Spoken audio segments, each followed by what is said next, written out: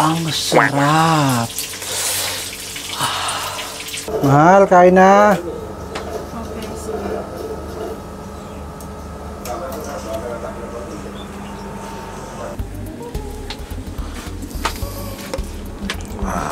Sarap nito ah.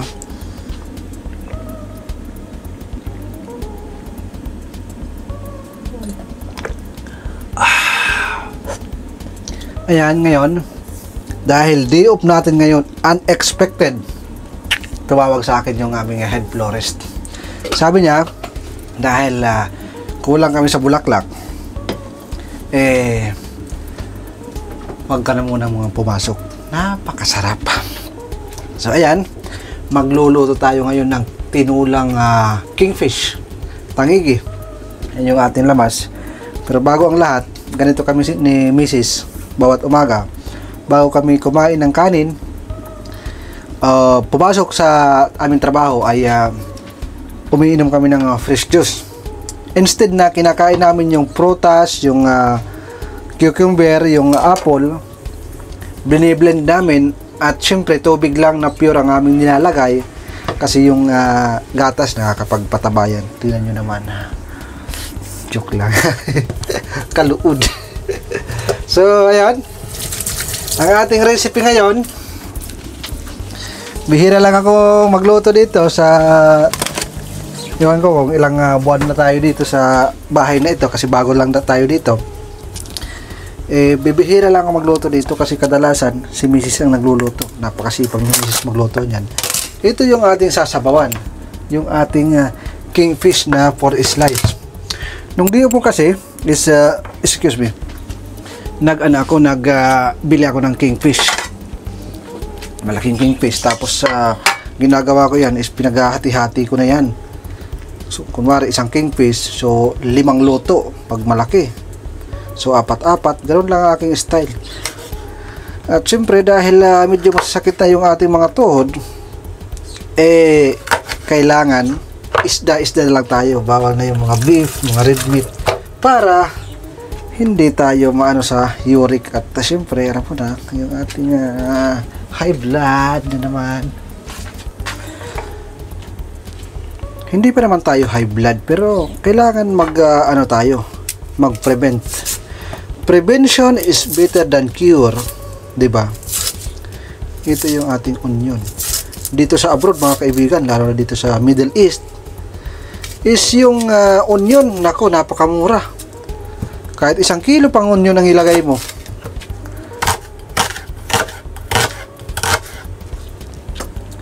Yan. At saka, kami kasi ni Mrs., nung unang pagluluto namin, alam mo yung nagigisa lagi, palaging ginigisa. Tapos, nang tumagal, parang, siyempre, sabi nga, prevention is better than cure. Kaya, ayun, nagbili si Mrs. ng salad master, kasi maganda daw sa katawan yan. Kasi titanium, social, no, titanium. Yun ang aming ginagamit. At siyempre, kahit pa titanium yan, kung yung style ng pagluluto nyo is hindi pa rin na maganda, ganoon pa rin yan, walang mangyayari. Kaya kami dito pag once nagluluto kami ng tinula or kahit na ano na sinabawan, hindi na kami naggigisa. So kung nagigisa man kami, katulad ngayon gusto natin gisahin para medyo aroma, gumagamit tayo ng olive oil. Ito yung ating ginagamit na panggisa, yung olive oil. Yung pamprito, yung normal lang na tawag nito, na mantika. Pero pag naggigisa, may halo sa ating sabaw, is ang ginagamit natin na panggisa is olive oil para, siyempre, alam naman natin na ang olive oil is mas less at maganda sa katawan. Ito, nabubulok na oh. Dito kasi sa Middle East, mga sample dito sa Qatar. Sa Qatar, sa Dubai, sa tawag doon, sa Dubai mas medyo mahal-mahal na ng cost of living. Dito sa Qatar medyo maayos-ayos pa rin, pero mahal na rin ng konti. Sa sa Saudi ayos-ayos. Ayun, napakamura dito ng mga, yan, yung mga panglamas. Mura dito. Imagine nyo, wala ditong plantation ha. Halos kadalasan export ang nangyayari, pero mura. Bakit nga ba mura? Sinasabi mura. Ganito kasi yon, kaya mura. Kaya sinasabi natin mura, kasi may pira tayo, yun ang katotohanan. At lahat kasi dito, nagtatrabaho. Wala dito nakatambay, walang ano. Nasasabi lang natin na mahal yan pag once wala tayong trabaho, walang pira. Kaya natin nasasabing mahal. So, patambay-tambay ka lang, sabihin mo talagang mahal kung wala kang sinasahod, wala kang ginagawa sa buhay. Yan ho ang katotohanan. So ayun, pagmasdan nyo lang yung aking ginagawa habang nagkikwentuhan tayo. Boring naman tayo pag wala tayong pagkikwentuhan. At syempre, kung bago ka pala napadaan sa ating YouTube channel, huwag mong kalimutan mag-subscribe and hit the notification bell. Piliin mo na yung all para updated ka sa aking mga video walang kwenta. Joke lang. So, ayun. Ang iyong pag-subscribe ay malaking tulong po yan sa akin.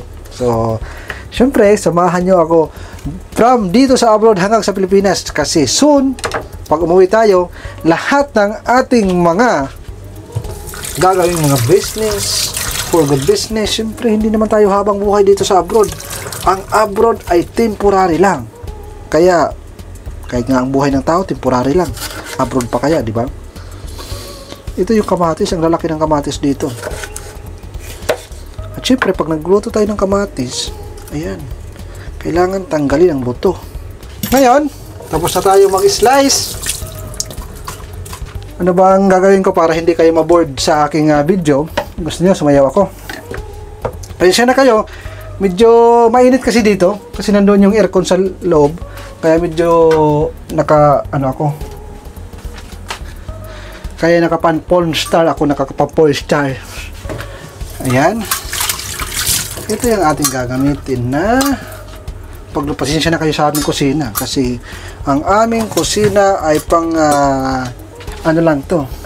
Kanina hinugasan ko na to. Baka sabihin nyo, hindi ko hinugasan. Hinugasan ko na yan. Ayan. Maikling apoy lang. So ito yung aming kanin. Ayan, salad master yan. Ang ganda ng salad master, no? Ayan. Kagandahan yan, no? Ang salad master ay pwedeng matanggal. Ayan. Ito daw ay ebonite material. Napaka tingnan, no? Natanggal siya. Pwede siyang isaksak kahit saan sa kanila. Pwede dito. Meron pang isa nito eh. 4 kasi ito eh. Nandun yung yung pinakamahal. Hindi ko na napakita sa inyo. Yan. Wow. Ganun yan, no? Ganyan yan. Dito sa taas. Ito yung pinakamahal talaga. Ito yung pinakamahal. Ayan. Alam nyo kung magkano ito? Nasa 6,000, 5,000 real o 6,000 real. So, malapit-lapit na 100,000 na tumataginting. Kulang pa nga yung 100,000 siguro. Kung talagang kikwintahin natin. Mga ganun presyuhan. Kasi ang one set na ito, nasa almost, I don't know, kung nakuha ito ng asawa ko na promotion, is almost, ano lang, mura lang. 9,000 siguro, 9,000 to 10,000. Kasi ang kanyang regular price niya is almost 15 to 16,000. So, ayan. Times nyo na lang sa, times nyo, konti lang, dapat. Times nyo na lang sa 15 real, 15 pesos.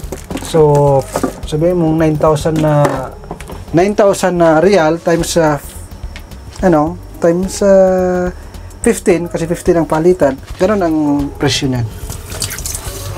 So, yun. Ito na. Ako muna magluluto ngayon kasi yung asawa ko is may pasok siya. Kaya ako muna dito sa bahay. Gagawin ko lang ngayon dito is gagawa ko ng video for my vlogs. Pag di po kasi hindi ako mahilig maglabas-labas, lalo na ngayon na humid. Medyo napakainit talaga, hindi lang medyo, mainit.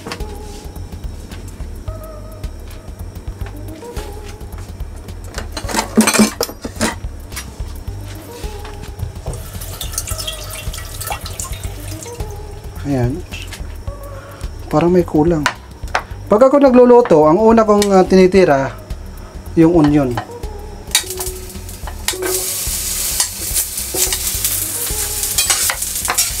Meron pala ako nakalimutan. Alam niyo ba yung nakalimutan ko? Hulaan niyo kung ano nakalimutan ko. I-comment niyo.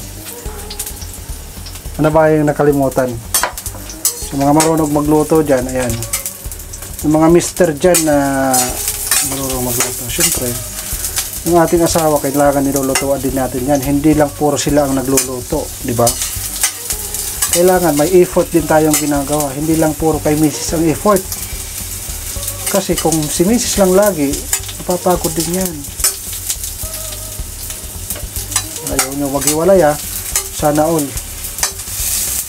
Na-comment nyo na ba kung anong kulang? Ito, mabilisan natin. Ayan ang kulang. Para mas lalong may aroma.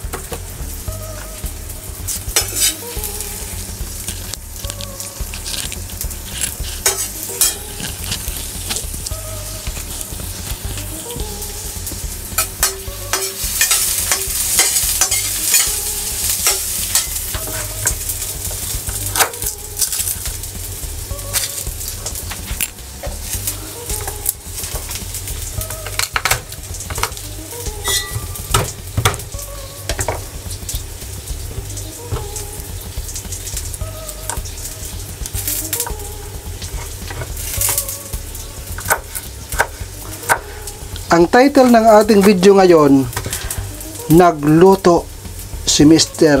dahil day off kay Mrs. Ano bang magandang title? Nagluto si Mr. dahil day off. Hindi ko alam. Si Mrs. kasi may pasok eh. Ano bang magandang title sa ating video? So, ayan. Sinunod natin ang ating bawang, ng ating garlic. Kayo lang hanggang brown siya ng konti. At syempre, pag nag-brown na yan, sabay-sabay.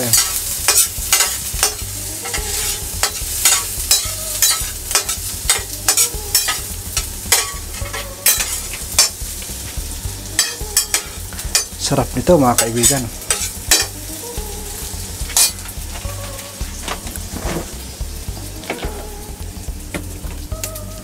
Since wala tayong pichay or litos, alam niyo mga kaibigan, ang ginagamit natin dito, since na instead na pichay ang ating ginagamit, kadalasan ginagamit dito ay litos, di ba sosyal? Pero dito mura ang litos. Yung parang pichay na litos, yun ang ginagamit dito dahil mahal ang pichay. Ano ko, pinaiyak na naman ako. Pinaiyak ako ng ano na to.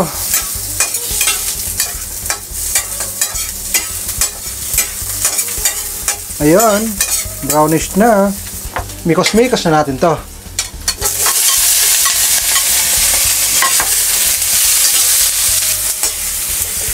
Ngayon, wala na tayong nakikitang oil. Naubos na yung oil, oh, dahil konti lang. Huwag masyadong maglalagay ng oil kasi hindi maganda sa katawan. Ang importante, nagkaroon lang siya ng pang saute na gisa lang natin ng maayos. Pagdating na dito sa ating mga ibang lamas, wala na, nagkaroon lang siya ng parang makintab lang yung kulay. Pero wala ka nang makikita na oil, ubos ang oil. At since ang ating ginamit ay olive oil, ayos lang.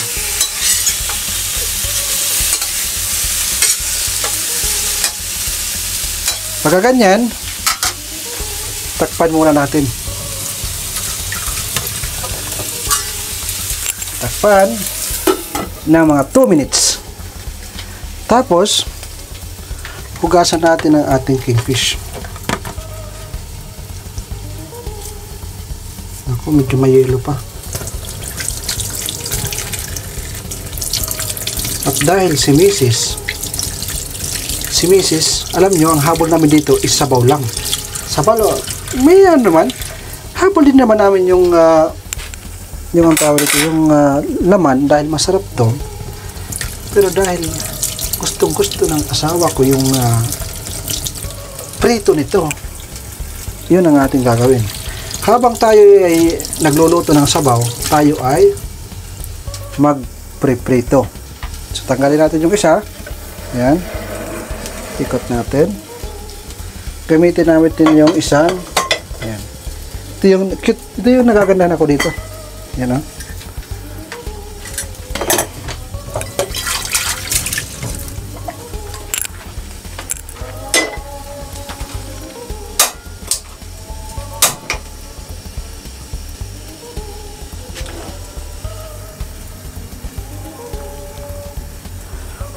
Pagkatapos ng 2 minutes, ayan, aroma. Lasap na lasap. Ang sarap.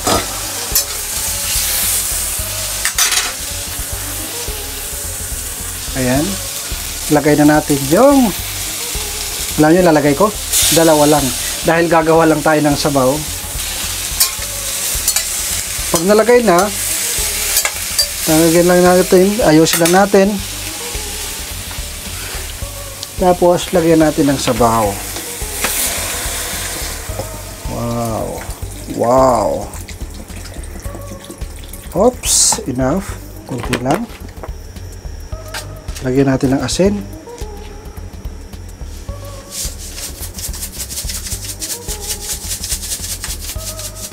Parang asin lang. Kami dito ni Mrs. hindi kami naglalagay ng mga magic sarap or ano man na pampalasa, yung mga nor, hindi kami naglalagay niyan, mga kaibigan. Dito dahil normal na prito lang ito.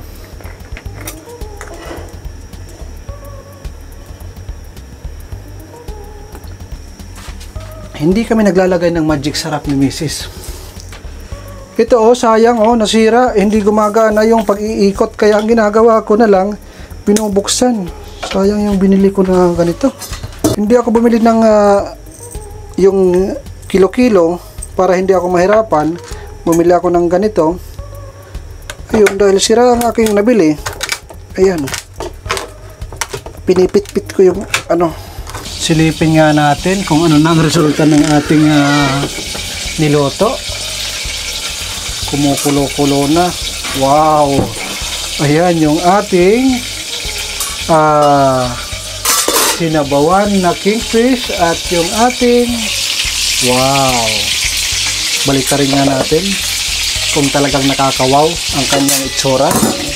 Baka wow tayo ng wow, hindi pala wow ang ating niluluto. Tandahan, baka masira.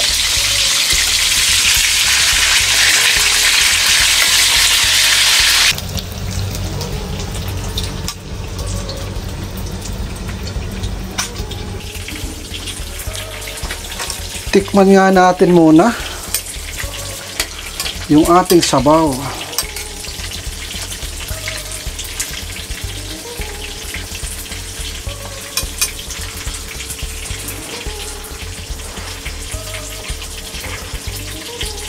Ang sarap. Yung kanyang anghang ay tumatakbo, papasok. Yun ang sarap na gustong-gusto ko. Hindi yung masyadong maanghang at sakto lang. Makikita nyo sa ating sabaw. Yan yung ating sabaw. Wala kang mantika makikita. Para siyang may pagkapula ng konti dahil yan sa hinog na tawag dyan, hinog na kamatis. Favorite ng asawa ko yan. Napakasarap. So meron na tayong sabaw, mayroon tayong prito na kingfish. So ayun lang. Diba? Ang sarap. Paghahanda natin si Mrs. ngayon para ganahan siyang mag-duty sa kanyang trabaho. Tara, let's go!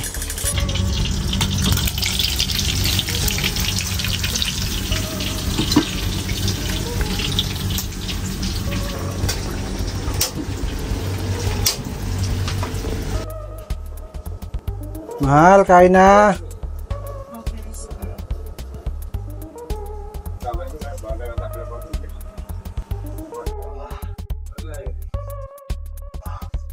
Tikman mo, mahal, kung anong reaction mo sa sabaw. Sarap. Sure? Pakasarap. Okay, bye-bye. Kain muna tayo.